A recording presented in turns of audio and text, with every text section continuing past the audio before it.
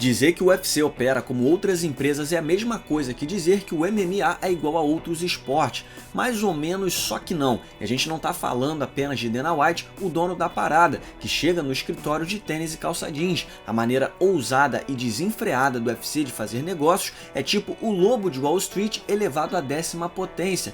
Embora a gente nunca saiba de verdade quão selvagem é trabalhar como executivo do UFC, de vez em quando uma história ou outra vaza e nos dá um aperitivo da insanidade, da bizarrice e até da crueldade que rola por lá. Então hoje vamos dar uma olhada em 10 exemplos de executivos do UFC que perderam a linha na vida profissional ou privada pelo simples motivo de que ninguém podia pará-los. Então já deixa o like e se inscreve no canal. Eu sou o Coutinho do MMA no Ponto e aqui vão 10 meses em que executivos do UFC perderam a linha. Número 10. Joe Lauzon enfrenta o amigo de Dana White. Ser amigo de infância de Dana White deve ser incrível. Você pode ser o bilionário Lorenzo Fertitta, mas também pode ser o Nick Gulo, também conhecido como Nick the Tooth, que muitas vezes acompanhava Dana White em suas aventuras pelo mundo. Nick venceu o Mundial sem kimono nas faixas branca e azul, e com esse currículo nada impressionante, estava se sentindo o último biscoito do pacote. Na noite anterior à final do TUF 16, enquanto curtia Las Vegas com Dana White e sua trupe, Nick levou um pau e começou a falar sobre Joe Lauzon. Na manhã seguinte, ele decidiu se colocar à prova quando Dana ligou para Joe e perguntou se ele não se importaria de fazer uma luta de 5 minutos, valendo $1000 para cada finalização.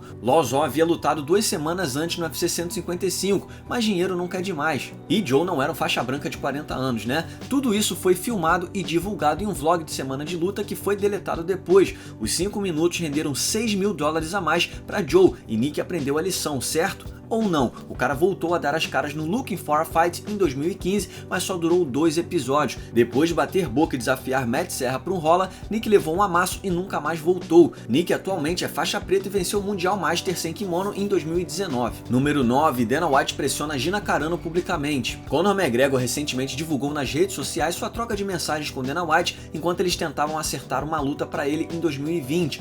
Dana considerou explanar a troca de mensagens como quebra do código do homem, mas a gente achou hilário. Pra começar, por que diabos os dois se comunicaram via DM do Instagram? Por que é que Conor continua pressionando por um evento em Los Angeles quando Dana White continua dizendo que não vai ter nenhum card lá? Dana simplesmente parou de responder as mensagens sobre Los Angeles e aí veio a tal luta com Diego Sanches, mas essa não foi a única vez que as mensagens de Dana foram reveladas publicamente. Gina Carano disse a Ariel Helwani no ano passado que no auge da Honda Mania no UFC, ela se reuniu com Dana e Lorenzo para negociar uma luta por $1 milhão.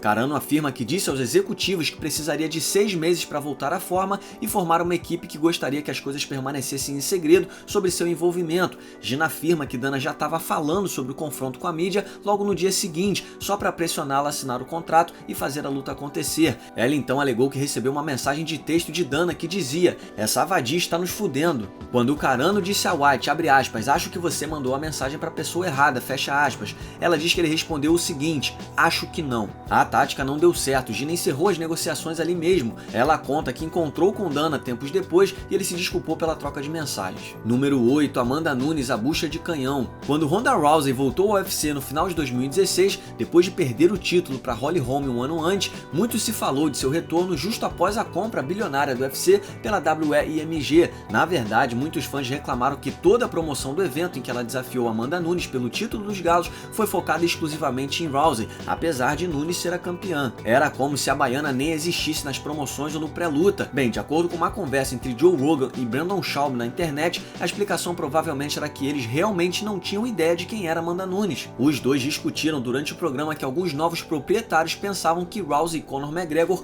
nunca perderiam, e de acordo com Joe, alguns executivos, usando seus termos caríssimos nos bastidores, não só sabiam o nome de Amanda, como se referiam a ela como bucha de canhão. That's just disrespectful. É claro que esse tiro saiu pela culatra. Rousey perdeu em 48 segundos e a bucha de canhão agora é considerada a maior lutadora de todos os tempos. Mandaram bem, hein? Número 7. Dana é chantageado, mas dá o troco. Essa história trata de uma série de supostos acontecimentos, então nos perdoe se nós seguirmos o conselho de Walter White e seguirmos com cautela. O presidente do UFC, Dana White, foi vítima de tentativa de extorsão em 2014. Alegam que o golpista apresentou a Dana uma gravação de sexo estrelada pelo próprio presidente do UFC, que que ele afirma que sua namorada se filmou secretamente e queria que Dana pagasse para que a fita permanecesse em segredo. Ao invés disso, Dana se juntou ao FBI e preparou uma armadilha. O cara pegou 1 ano de prisão após se declarar culpado. Essa história já é obscena bastante, mas o que aconteceu a seguir é pura genialidade e um lembrete de que, como Denzel Washington diz em Um Plano Perfeito, você não pode enganar um enganador. No início desse ano, o homem condenado entrou com uma ação contra Dana e a Zuffa alegando que eles haviam feito algum tipo de acordo de que, se ele se declarasse culpado,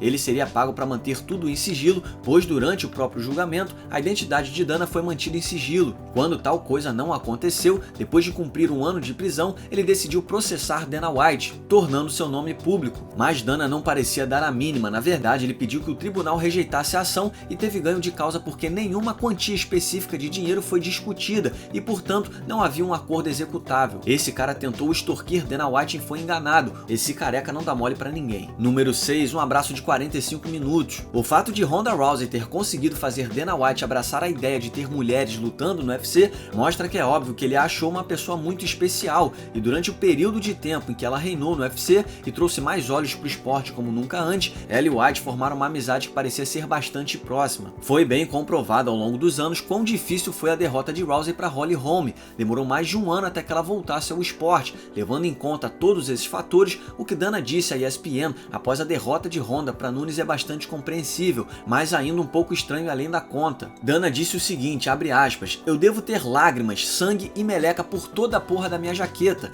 Eu fui lá e a abracei por 45 minutos. Eu disse a ela, eu te amo muito e tudo que você quiser fazer a seguir, eu cuido de você. Você construiu isso não existe sem você. Você é a melhor decisão que eu já tomei. Fecha aspas. Esse é um sentimento muito gentil e amoroso, especialmente quando você considera a fonte, mas 45 minutos é um abraço pra lá de demorado. A gente até sabe que o Dana adora ser exagerado em tudo que ele faz, e aparentemente não é diferente com seus abraços. Outras pessoas estavam na sala durante esse abraço de 45 minutos, eles ficaram lá de pé olhando, parece um pouco difícil. Seja qual for o caso, Dana White pode ser considerado o maior abraçador do mundo. Número 5, furo de reportagem. O UFC tem uma longa fama de negar credenciais a jornalistas caso eles os irritem. Jonathan Snowden, Josh Gross, Loretta Hunt, muitos se recusaram a pegar leve e foram banidos, mas talvez nenhum incidente chegue perto de superar o que aconteceu no UFC 199, quando o maior nome da imprensa de MMA, Ariel Helwani, foi expulso de uma arena e banido para sempre. Ariel estava trabalhando dos bastidores, mas a notícia que foi a gota d'água foi o retorno de Brock Lesnar no UFC 200. O UFC tinha feito um trailer super legal que iria ao ar naquela noite para revelar a volta como uma grande surpresa, mas como bom profissional, Helwani saiu na frente e publicou a informação. Parece que o circo pegou fogo nos bastidores, com executivos do UFC reencenando a cena final de Cães de Aluguel, tentando descobrir quem contou a notícia a Ariel. Amizades e alianças foram destruídas, abalando o núcleo do UFC. Pelo menos é essa a história que Joe Rogan e Dana White contam. Seja qual for o caso, Ariel e seus colegas foram escoltados para fora do ginásio após uma discussão acalorada entre eles e White nos bastidores. Helwani até mencionou vagamente em seu podcast que alguém foi às vias de fato com ele. O banimento foi notícia nos dias seguintes e depois de várias entrevistas e um episódio inteiro do MMA Hour discutindo o incidente, cabeças mais frias prevaleceram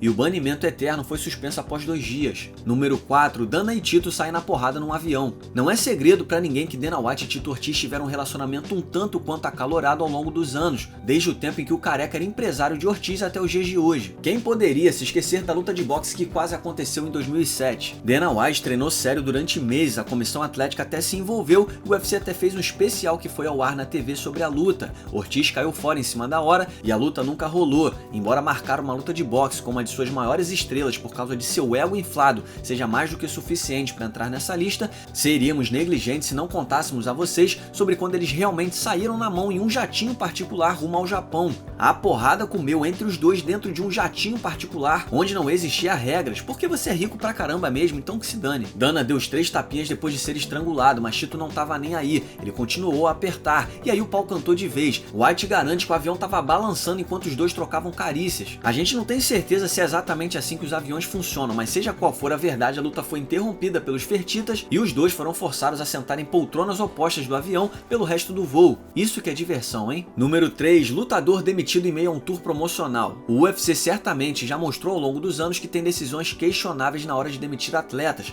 Claro, os lutadores são, entre aspas, pessoas jurídicas, mas vários deles descobrem pelas redes sociais que foram demitidos. E embora esses casos já sejam o suficiente para justificar a entrada nessa lista, a demissão de Liz Carmouche em dezembro de 2019 foi além do ridículo. Carmouche foi adversária de Ronda Rousey na primeira luta feminina do evento. Liz venceu 5 de 9 desde então, com sua última luta sendo uma derrota para Valentina Shevchenko pelo título dos Moscas. Carmouche estava participando de um tour promocional do UFC com outros atletas, uma prática bastante comum para os lutadores. Eles vão até um local para uma semana da luta, conversam com a imprensa, vão a eventos do UFC na cidade sede e tal. Liz afirma que fez isso por conta própria e enquanto andava em um carro ao lado do executivo do UFC, Reed Harris, depois de acabar de deixar um hospital após visitar pacientes com câncer, ela recebeu uma mensagem de seu empresário informando que ela havia sido cortada do UFC. O motivo? Liz afirma que eles justificaram dizendo que ela é uma luta muito difícil no peso mosca e estava atrapalhando a categoria porque ninguém queria lutar com ela. Que presentão, hein? Liz acabou assinando com Bellator 3 semanas depois. Número 2. As histórias de Joe Silva. Joe Silva, agora aposentado matchmaker e membro do Hall da Fama do UFC, era um enigma para os fãs. Ele raramente dava entrevistas, aparecia no octógono depois das lutas e aparentemente casava os combates. E isso era tudo que a maioria dos fãs sabia. Com a primeira fase do processo antitrust do UFC em andamento, os fãs tiveram uma visão um pouco diferente do matchmaker. O processo revelava que às vezes Silva colocava um lutador em sua última luta de contrato para enfrentar um adversário realmente difícil nas preliminares. Não é exatamente a decisão mais amigável, não é mesmo? E foi em junho desse ano que surgiu a hashtag Joe Silva nos stories do Twitter, com lutadores contando suas histórias de como era negociar com o cara. Ed Álvares conta que Joe lhe disse uma vez que ele nunca disputaria o cinturão pela forma que lutava. Brandon Schaub disse que Silva virou para ele antes de sua luta contra Crocop, avisando que, abre aspas, é melhor você não tratá-lo como seu amigo de merda. Vá lá fora e acabe com ele, fecha aspas. Talvez a história mais forte tenha vindo de Roland Delorme, que alegou que sofreu represálias depois de recusar uma luta em cima da hora. Ele conta que Joe aparentemente lhe deu uns dias de férias e só voltou a oferecer uma luta novamente em 6 meses, passando um tempão sem ganhar dinheiro e colocando ele contra um cara pica das galáxias. Existem mais algumas histórias além dessas que foram publicadas na hashtag, e se forem verdade, certamente retratam a imagem do matchmaker que exerce seu poder de forma bem maliciosa. Número 1. Dana e Lorenzo comemoram a morte dos concorrentes. O UFC está envolto em um grande processo antitrust que pode mudar o esporte para sempre,